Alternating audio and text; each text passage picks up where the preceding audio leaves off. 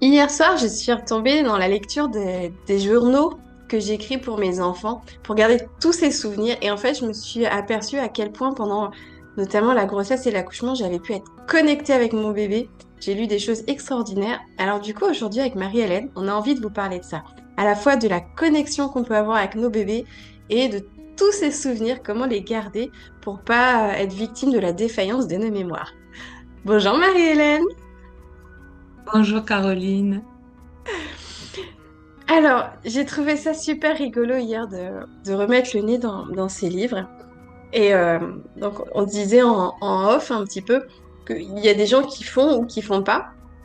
À la base, moi, dans mon idée, j'avais voulu faire ces sortes de, comme des journaux intimes, en fait, pour partager avec mes enfants quand ils seront grands tout ce qu'il a pu nous arriver.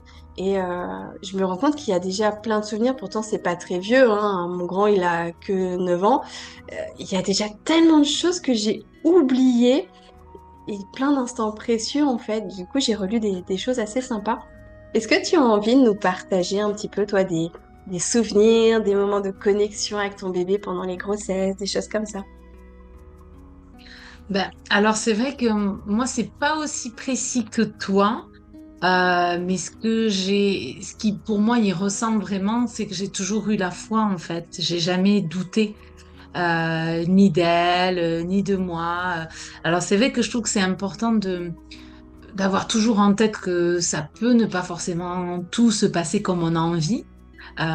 Et surtout avec voilà toutes les peurs qu'on peut avoir pendant la grossesse où en fait on est suivi pratiquement que médicalement et comme on en parlait l'aspect émotionnel l'aspect psychologique et tout ce que nous on propose en plus en fait hein, de qu'un accompagnement purement médical.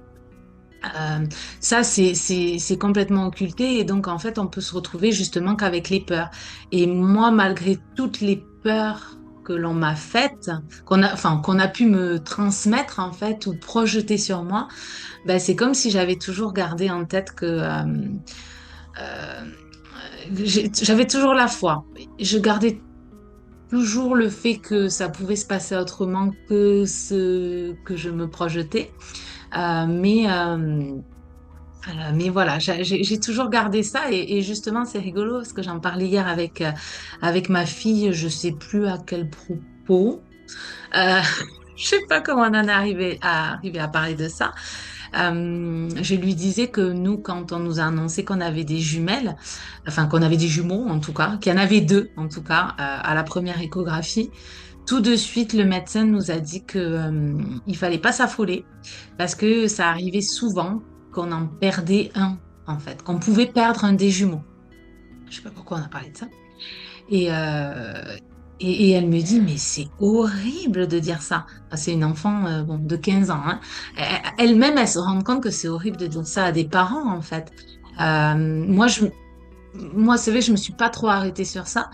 Et c'est vrai que ça fait le lien avec ce qu'on dit toujours dans nos vidéos, c'est qu'on a toujours ce truc de la peur qui est tout le temps là en permanence. Et c'est vrai qu'au début, je me disais, ah ouais, peut-être qu'il y en a qu'un qui va rester. Hein. Quand je l'ai annoncé, je disais ça aux gens, en fait. Et après, Ouais. je me suis dit, non, mais moi, maintenant que je sais qu'il y en a deux, je veux qu'il y en ait deux. Je veux Pour pas qu'il y en rester? ait.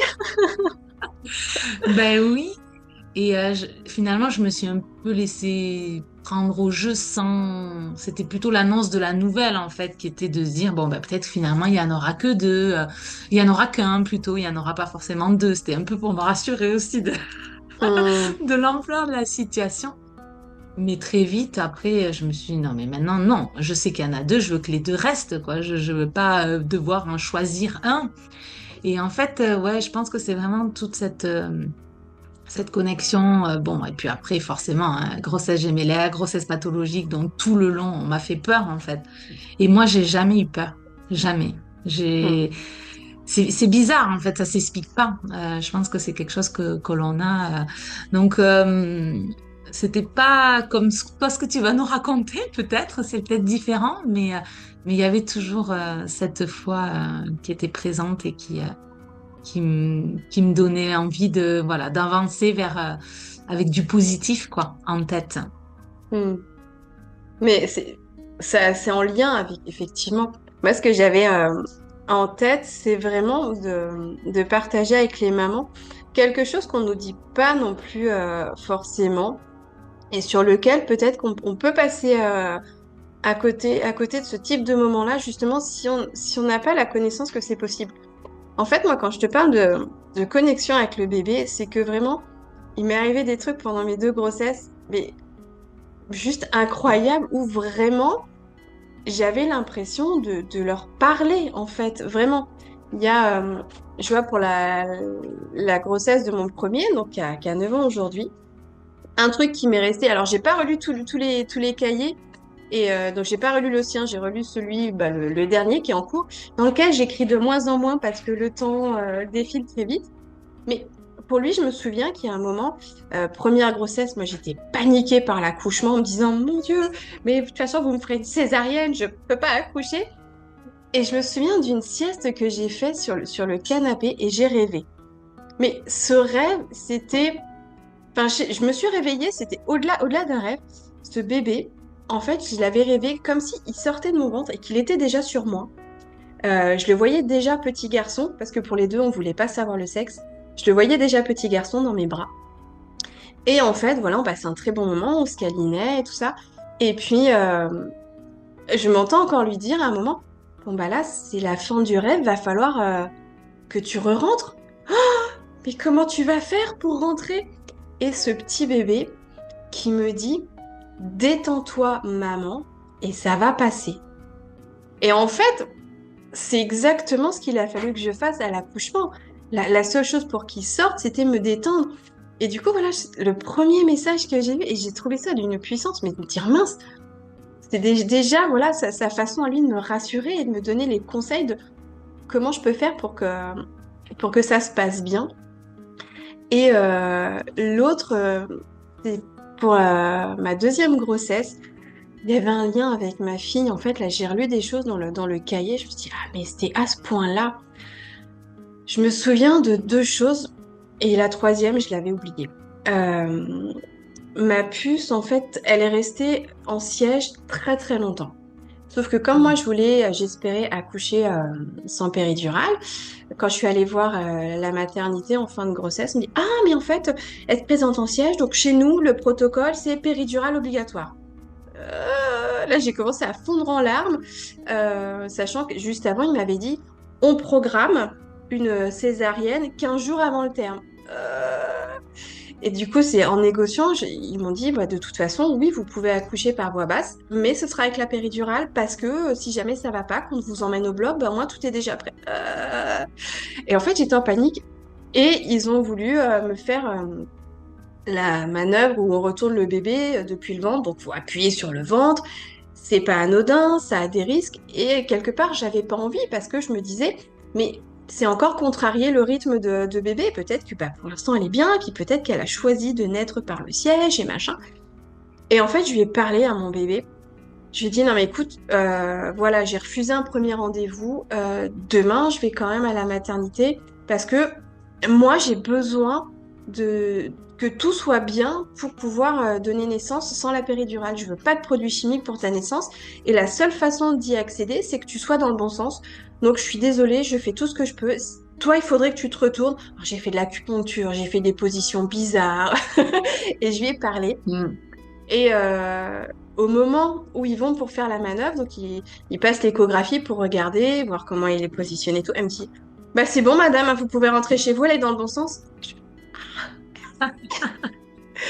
Donc après voilà, on en prend ce qu'on veut en prendre, hein. Et le deuxième truc, c'était pendant l'accouchement. Pareil, la sage-femme me dit, bah en fait, votre col ça va, mais bébé il est trop haut, hein, il appuie pas dessus, donc ça va durer longtemps. Ok, bouge pas. Bébé! Je suis maintenant tu m'aides. Et mon conjoint il lui a dit la même chose. Il dit bon là maman elle peut pas faire toute seule, faut que tu fasses ta part. Écoute, 3 minutes après j'avais des contractions mais de fou et ça s'est plus arrêté jusqu'à la naissance. Pareil, elle m'avait écouté. Et le dernier truc après je te rends tout de suite la parole. Donc ça c'est ce que j'ai relu par contre, je ne m'en souvenais pas. Je l'ai relu dans mon cahier. toujours deuxième naissance, j'en pouvais plus, je demandais la péridurale parce que c'était trop intense, je pouvais pas me reposer entre les contractions. Et donc la sage-femme me dit, bon bah sortez de la baignoire et puis on va aller dans l'autre salle pour poser la péri. Sachant qu'ils n'ont jamais appelé l'anesthésiste parce qu'ils voyaient comment ça se passait. Et au moment où je sors de la baignoire, j'ai noté, j'entends cette voix qui me dit, tu sais faire, maman, tu vas y arriver. Enfin, et ça, je l'avais oublié. Enfin, et c'est ça que je voudrais dire aujourd'hui aux mamans, c'est qu'il y a plein de façons de rentrer en contact avec bébé et peut-être d'en sortir justement des clés et de se faire confiance aussi sur ce qu'on perçoit. C'est vraiment le message de bébé. C'est pas ma tête qui a imaginé tout ça. C'est vraiment des messages qui sont venus et il peut se passer des belles choses et ça, c'est pas le médical qui va nous le dire. C'est pas avec ce type d'accompagnement qu'on peut aller sur ce type de connexion. Voilà, je me tais pour l'instant. Ça a un petit peu coupé sur la fin. Je sais pas si ça a marché de ton côté, mais oui, c'est vraiment, c'est exactement ça. C'est hyper important.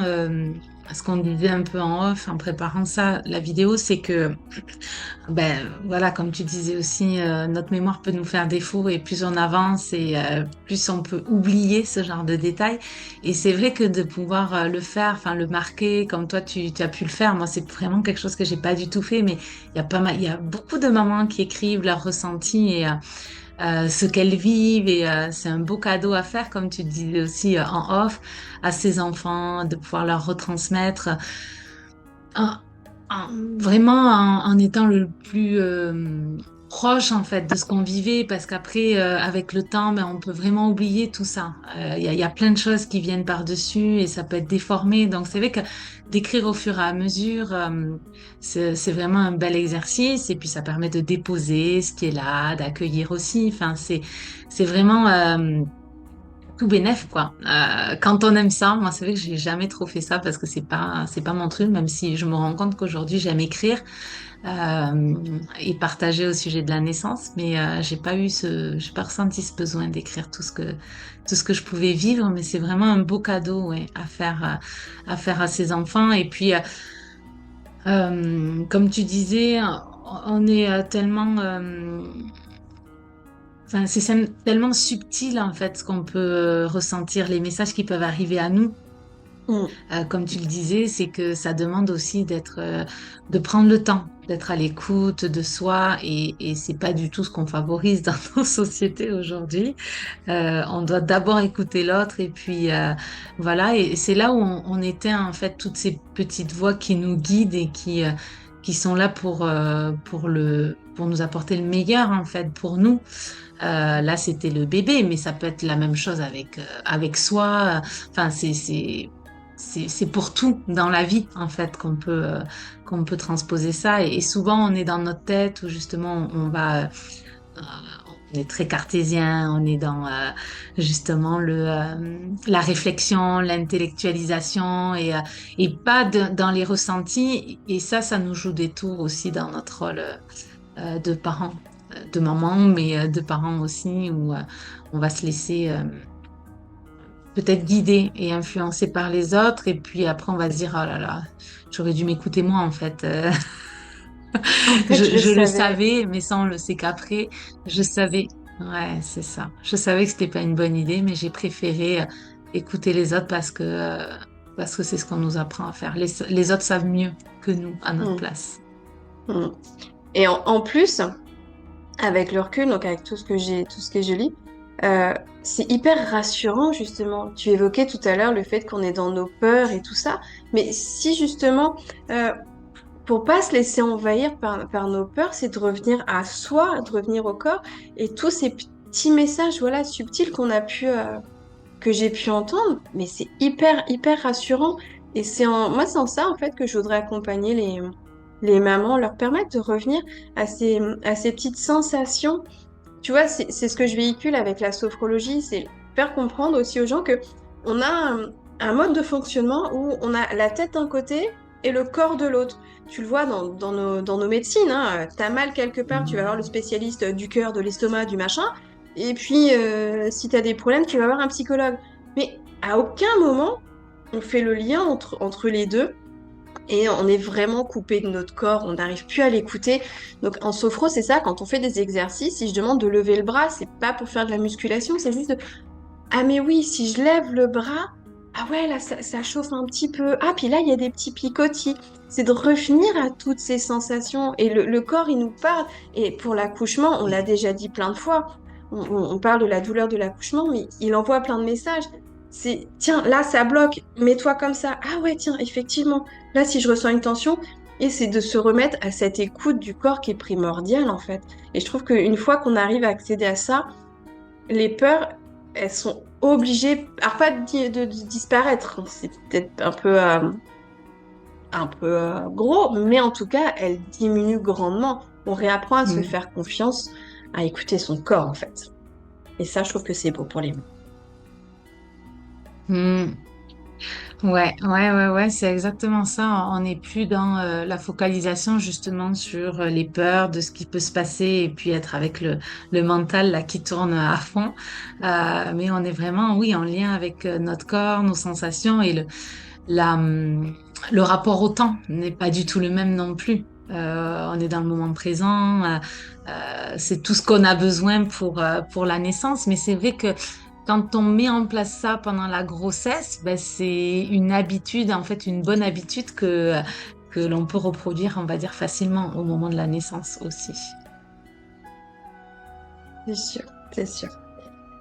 Voilà, moi, je sais pas si tu as encore d'autres choses à nous partager. L'idée, c'était voilà, de donner cette envie aux mamans de prendre le temps. Déjà, Mhm. de se réécouter, peut-être de noter, c'est vrai que tu m'as dit qu'il y a plein de façons maintenant aujourd'hui de pouvoir garder des traces de ces souvenirs. C'est aussi une part de créativité. Il y a des gens qui vont faire plein de collages, de dessins, de photos. C'est aussi une part de créativité qui est vraiment riche. On peut faire plein de choses. Oui, c'est ça, à chacun sa manière en fait de pouvoir faire des souvenirs de tout ça et de faire de la maternité un moment de plaisir, de joie où vraiment on célèbre la vie et plutôt que voilà d'être focalisé sur ce que la société nous propose avec la peur, tout ça et ça en fait aussi. Quand tu as proposé ce sujet, c'est ça qui m'est venu à l'idée, c'est que on fait des enfants addicts en fait aux mauvaises hormones, aux hormones du stress, tout ça quand ils sont dans le ventre. Alors que de pouvoir avoir cette connexion, justement, cette relation à l'autre dans la sérénité, dans la tranquillité, ben, c'est d'autres hormones aussi qu'on envoie à ce moment-là au bébé et à soi aussi, au corps. Et on n'en fait pas des addicts au malheur avec toutes ces hormones qui sont néfastes, on va dire. On en a besoin dans certains moments de vie, mais quand on baigne tout le temps dedans, c'est plus du tout la même chose. Donc, voilà ce que j'avais envie de rajouter pour terminer. Ouais. Et puis, s'il y a tu parlais d'hormones, il y a un dernier point que je voulais dire aussi, c'est que pour moi, le fait d'écrire ce qui s'est passé, comment je ressentais les choses, encore une fois, je pars du principe que quand ils le liront, ils seront grands et que Mm. peut-être ils auront besoin d'aller puiser certaines choses et qu'il y a une telle différence entre ce que moi je ressens et ce que eux peuvent vivre que c'est sympa aussi qu'ils puissent avoir ces deux discours. Je vois notamment pendant ma grossesse, j'ai vraiment tenu à marquer à ma fille. Je l'ai lu avec beaucoup d'émotion hier parce que j'ai vécu cette deuxième grossesse de merde, faut le dire. J'ai eu tous les mots de la grossesse possible. Et il y a eu des fois où je disais, mais j'en peux plus, quoi. Je veux que ça s'arrête et j'en ai marre et je suis fatiguée et tout ça. Et en fait, je relis les phrases. C'était vraiment ma puce, mais va dans mon cœur. Tu vois, rien que de le dire, je sens qu'il y a beaucoup d'émotions qui émontent. Tu disais, mais va chercher dans mon cœur parce que au-delà de ce que je te dis, je sais pas comment toi tu perçois les choses. Peut-être que du coup, tu es déjà en train de vivre tes premières expériences, peut-être de rejet, de choses comme ça, alors que c'est pas du tout ce que je voulais faire. Donc, va chercher dans mon cœur. Et le fait que du coup, ce soit écrit, parce qu'on en a tous hein, des blessures qui remontent des fois très très loin. Il se passe beaucoup de choses dans l'intra-utérin. Et du coup, je me dis que ça peut aussi aider leur travail de thérapie, parce que je pars du principe Mm. qu'on est très, très nombreux à avoir besoin d'une thérapie à un moment ou à un autre. Et voilà, qu'ils puissent faire le tri entre ce qui leur appartient, du coup, et ce qui venait de moi, de leur papa, de l'entourage. Et voilà, c'est tout pour moi. Ah, c'est beau. Viens dans mon cœur, c'était très beau. Ah, mais je te promets, j'ai relu des trucs hier, j'ai dit, waouh, c'est moi qui ai écrit ça. Ouais. Des souvenirs qui remontent et ouais, viens chercher dans mon cœur. Je dis, ah bah ouais. Voilà pour nous. Bon, ben merci beaucoup pour ce partage. C'était vraiment chouette. Je trouve qu'on n'en parle pas assez, donc merci de l'avoir proposé. J'espère que ça vous aura plu aussi. Et puis Ouais. on vous dit à très bientôt pour une prochaine vidéo. À très bientôt. Et du coup, si vous voulez vivre des choses un petit peu de cet ordre-là, eh ben on est là. Vous pouvez venir nous voir, sortir du côté que médical, vous concentrer un petit peu sur l'émotionnel, sur tout ce qu'il y a en dehors de la pathologie et plutôt retourner à la physiologie. Donc il y a tous les liens sous la vidéo pour nous Mm. contacter. À très C'est bientôt, monsieur ça. Marcel. Bonne journée, à bientôt. Au revoir.